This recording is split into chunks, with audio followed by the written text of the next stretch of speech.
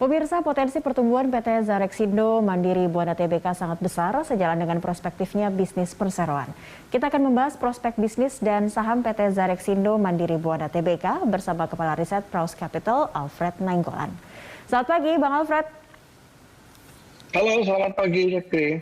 Baik, Bang Alfred membahas soal Zarexindo. Ini salah satu produksinya mungkin laptop begitu. Ini salah satu penunjang di era new normal, khususnya mungkin pelajar, pekerja juga. Nah, ini mempengaruhi tidak terhadap kinerjanya sepanjang 2021? Kalau dari analisis Anda, apa yang terjadi terhadap kinerja Zarexindo sepanjang 2021?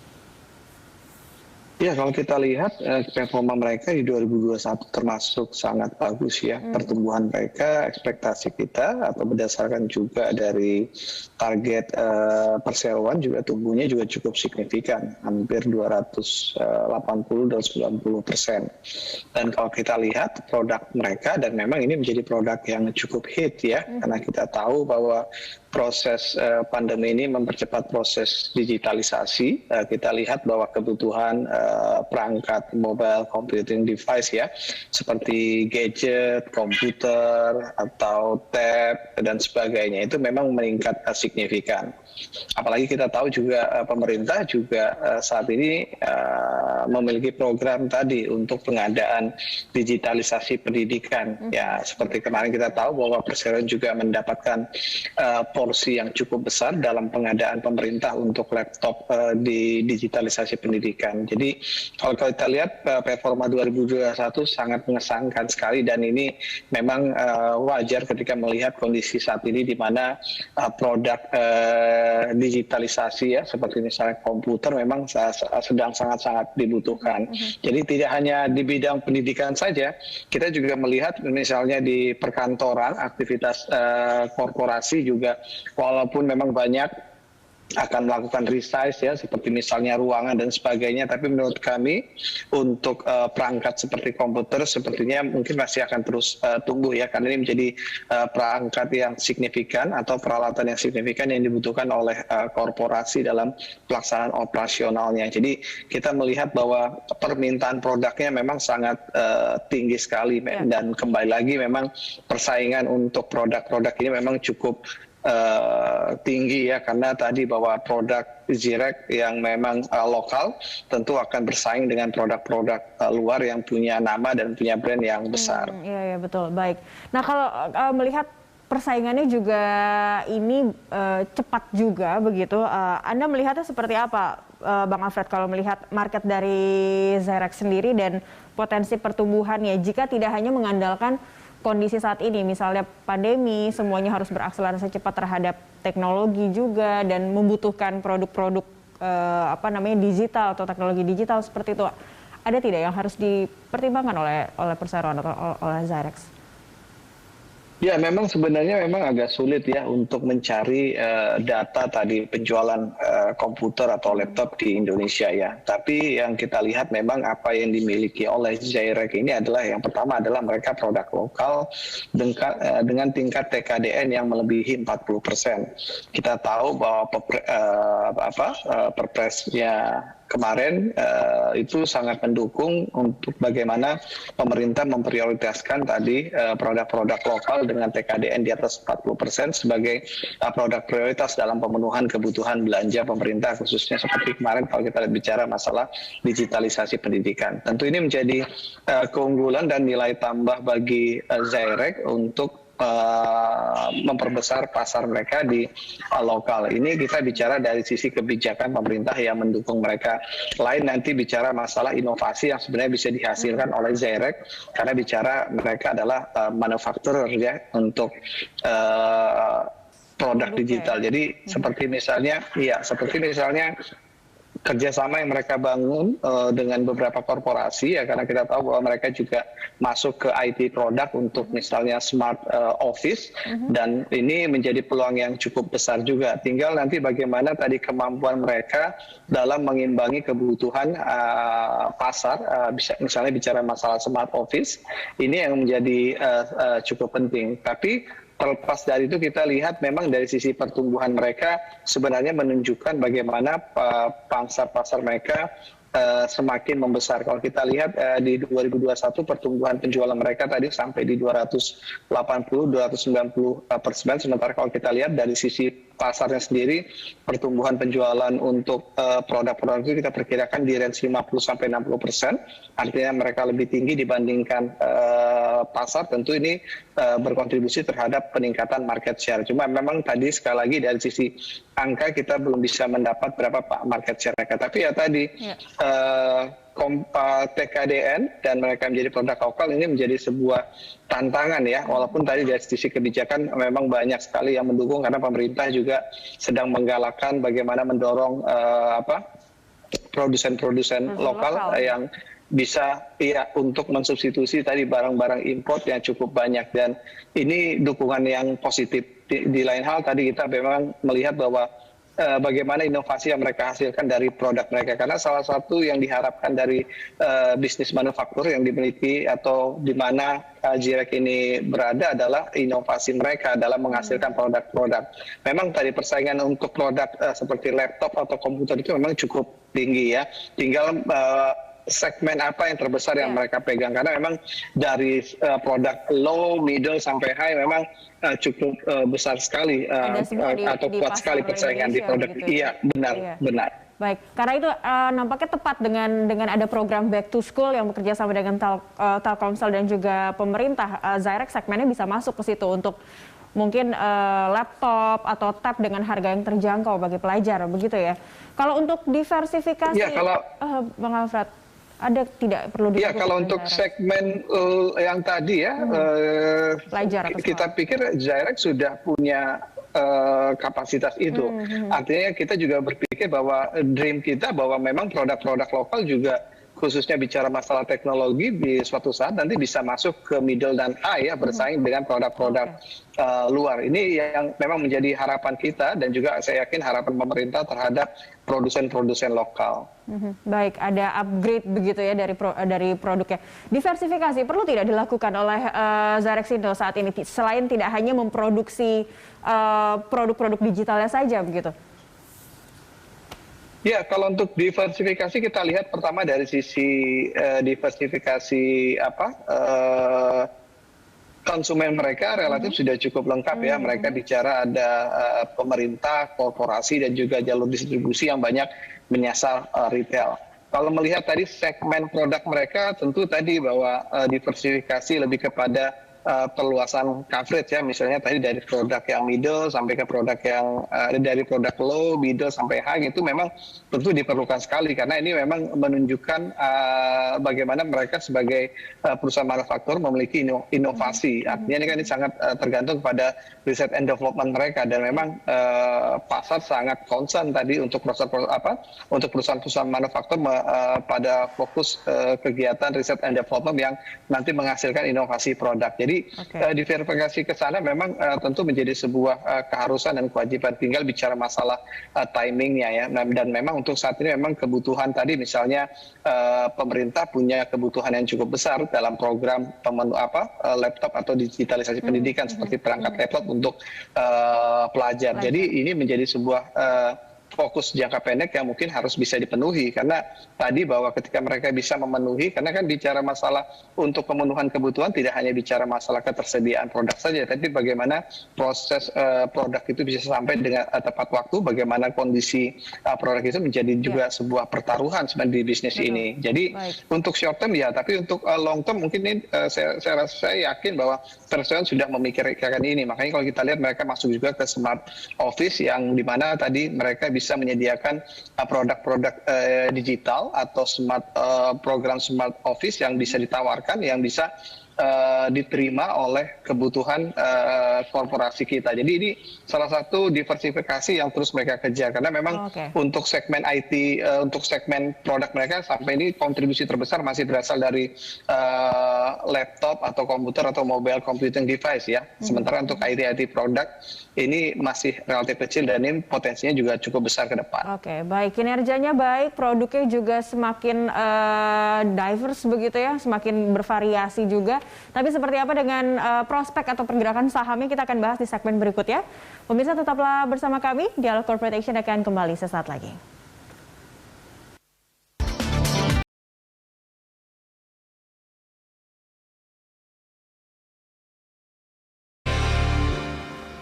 Pemirsa, PT Zarexindo Mandiri Buana Tbk menjadi emiten di Bursa Efek Indonesia sejak 2021. Rekan Rolando Sambuaga akan menyampaikan sejumlah informasinya untuk Anda. Ando silakan. Baik pemirsa dan Cakri, saham PT Zarexindo Mandiri Buana Tbk menjadi salah satu saham di papan pengembang yang pergerakannya menarik untuk dicermati. Kita simak bersama. Ya, PT Zarexindo Mandiri Buana Tbk dengan kode emiten ZYRX ini melakukan pencatatan perdana di Bursa Efek Indonesia baru tahun lalu ya, di 30 Maret 2021, artinya sekarang baru mau 11 bulan di papan pengembangan dengan bidang usaha komputer dan jasa komputer, sektor teknologi, subsektor perangkat keras dan peralatan teknologi di industri perangkat komputer. Nah, berikutnya kita lihat ada siapa saja pemegang saham dari ZYRX ini. Kita lihat dengan warna orange di monitor, ada Timothy Siddiq, ini sebesar 56,25%. Berikutnya dengan kode warna biru, yaitu ada Colin Siddiq, sebesar 18,75%. Dan sisanya dipegang oleh masyarakat sebesar 25%. Berikutnya pemirsa, bersama-sama kita akan simak pergerakan nilai saham ZYRX. Kita lihat di sepanjang bulan Januari kemarin, kita lihat pada 3 Januari ini berada di level 520 rupiah per lembar saham, lalu sempat naik ya sedikit ya di level 520 rupiah per lembar saham itu pada 6 Januari, namun kemudian merosot turun, artinya ini pada 11 Januari di level 500. Kemudian terus meningkat, kita lihat pada 25 Januari di Rp510 per lembar saham. Namun pada 31 Januari kemarin tepatnya, ini nilai saham ZYRX berada di posisi terendah sepanjang Januari, yaitu di level Rp498 per lembar saham. Ya, demikian Cakri, kembali lagi ke Anda. Baik, terima kasih Ando. Dan kita kembali bersama Bang Alfred Nainggolan. Bang Alfred, kalau melihat pergerakan saham ZYRX, seperti apa bacaan dari pergerakannya? Kira-kira akan ada kenaikan lagi tidak dari 498 begitu di penutupan kemarin? Ya, kalau melihat dari sisi performa mereka, ya kemungkinan kita lihat katalis positifnya masih cukup besar ya, sentimen positifnya cukup besar khususnya dari result performa mereka. Karena kita lihat di 2021 ini kenaikannya akan cukup signifikan tadi, kita koreksi pertumbuhannya mencapai sekitar 190%. Kita tahu pertumbuhan top line mereka di 2020 sekitar 74%. Jadi kalau melihat pertumbuhan ini, kalau bicara harga sahamnya tentu tadi punya potensi upside dari sisi tadi katalis ke depan, dan apalagi kita tahu bahwa bicara masalah tadi produk mereka, produk digital atau teknologi informasi dan komputer merupakan produk yang sedang hit-hitnya saat ini. Yang kedua dari sisi valuasi mereka juga saat ini masih cukup murah ya, pada level sekitar 10 kali. Jadi ini juga mendorong tadi adanya potensi upside ke depan. Apalagi tadi kalau bicara masalah pertumbuhan, Perseroan juga menargetkan pertumbuhan mereka di tahun 2022 juga relatif cukup tinggi ya, kurang lebih sekitar 23%. Ini pertumbuhan yang cukup tinggi untuk level korporasi. Jadi kalau kita lihat dengan konteks tadi bahwa mereka kategori emiten atau saham growth atau yang memiliki pertumbuhan yang tinggi. Yang kedua, valuasi mereka juga masih cukup murah ya, sekitar masih 9 sampai 10 kali PE-nya untuk 2021. Jadi kalau kita lihat ini yang kita perkirakan dari sisi upside masih cukup besar. Apalagi historical price untuk harga saham ZYRX juga pernah menyentuh level 900 ya untuk tertingginya di bulan Juli 2021. Jadi untuk level saat ini 498 kita lihat masih ada potensi upside karena tadi bahwa kinerja mereka masih bisa tumbuh dengan kategori pertumbuhan yang cukup tinggi. Oke, dengan target pertumbuhan 23% di tahun ini, apalagi yang harus dilakukan, yang perlu dikejar oleh Perseroan? Melihat ada resiko usaha juga dan juga ada kompetitor juga yang memproduksi produk yang sama begitu, produk digital yang serupa dengan ZYRX Indo. Ya, kalau untuk dari sisi segmen tadi kita memang lihat bahwa segmen Zyrex cukup kuat ya untuk tadi yang low middle ya, apalagi tadi bicara masalah kebutuhan untuk pemerintah. Jadi memang di situ keunggulan mereka dan kita optimis untuk target mereka 23% kemungkinan potensinya cukup besar bisa terrealisasi bahkan bisa lebih. Tinggal nanti bagaimana Perseroan mempertahankan konsistensi dalam hal tadi rantai pasokan mereka ya, karena kita tahu bahwa untuk kebutuhan bahan baku juga masih sangat tergantung tadi beberapa produk-produk impor ya, seperti misalnya dari sisi prosesornya, dari sisi baterainya dan sebagainya. Tinggal bagaimana ini mereka bisa sediakan dengan baik sehingga dalam proses produksi tidak mengalami gangguan, karena sekarang bicaranya adalah kemampuan ketepatan dalam memproduksi dan pengiriman itu yang menjadi penting saat ini. Karena kalau bicara masalah permintaan ini bisa dibilang masih cukup solid dalam 1-2 tahun ke depan, khususnya tadi bicara masalah kebutuhan pemerintah dalam program penyediaan laptop di program digitalisasi pendidikan. Jadi menurut kami itu yang menjadi hal yang urgent ya untuk Zyrex. Oke. Untuk pelaku pasar, jika mereka menarget Zyrex sendiri, apa yang perlu diperhatikan, Bang Alfred? Mungkin dari sentimennya terhadap Zyrex sendiri. Ya, kalau bicara Zyrex, yang pertama tadi dari sisi likuiditas pasarnya kita ngelihat transaksi harian mereka 4-5 miliar, itu relatif cukup baik dengan kapitalisasi pasar mereka sekitar 600 miliar. Jadi bicara masalah isu likuiditas kita nggak melihat ada isu yang cukup besar. Dari sisi valuasi tadi, valuasi mereka saat ini memang masih cukup murah ya, dengan target target EPS mereka di 2022 ya sekitar Rp53. Artinya PI mereka saat ini ada di level 9 sampai 10 kali. Dan kalau kita lihat historis mereka pernah memiliki PI sampai di atas 20. Jadi bisa dibilang ini valuasinya masih cukup murah dengan rentang PI 12 sampai 15 kali saja. Artinya nilai saham Zyrex itu di level 630 sampai 780. Kalau melihat harganya saat ini di penutupan kemarin 498, upside-nya masih cukup besar.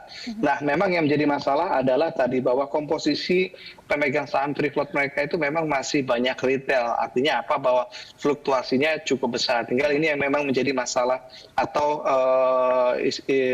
mungkin bisa dibilang target bagi Perseroan bagaimana mereka harus banyak mengisi tadi institusi untuk mengisi porsi kepemilikan saham mereka sehingga tidak semuanya dimiliki oleh retail, karena konsekuensi retail memang dari sisi likuiditas bagus tapi dari sisi volatilitasnya juga akan tingginya. Iya, benar sekali. Oke, baik. Terakhir Bang Alfred, rekomendasi untuk Zyrex ini apa? Ya, kalau kita lihat dari bisnisnya memang tadi di sektor yang bisa dibilang cukup seksi dan pertumbuhan historis mereka juga sudah proven memiliki pertumbuhan yang tinggi dan kemampuan mereka untuk bisa menjaga market share mereka juga khususnya tadi untuk kebutuhan dalam negeri juga sudah cukup baik dalam 5 tahun terakhir. Jadi kalau kita lihat secara fundamental sangat bagus sekali, secara valuasi masih cukup murah sekali dengan PI saat ini sekitar 10 kali untuk perusahaan dengan pertumbuhan yang tinggi itu masih sangat murah sekali. Tinggal nanti dari bicara masalah volatilitas karena memang size perusahaan mereka masih di bawah 1 triliun. Tapi dengan lihat kondisi ini mungkin memang tadi bahwa untuk jangka panjang kita masih melihat ini menjadi perusahaan yang sangat baik sekali, murah. Kita rekomendasi untuk jangka panjang. Tadi kita katakan bahwa dengan target PI 12 sampai 15 kali aja harga sahamnya ada di level 630 sampai 780. Jadi upside-nya juga cukup bagus. Jadi ini rekomendasi kita untuk Zyrex. Oke, baik. Terima kasih Bang Alfred Nainggolan telah bergabung bersama kami di Corporate Action hari ini. Selamat pagi, salam sehat. Sama-sama, Cakri. Baik pemirsa, kami akan segera kembali usai jeda berikut. Tetaplah bersama kami.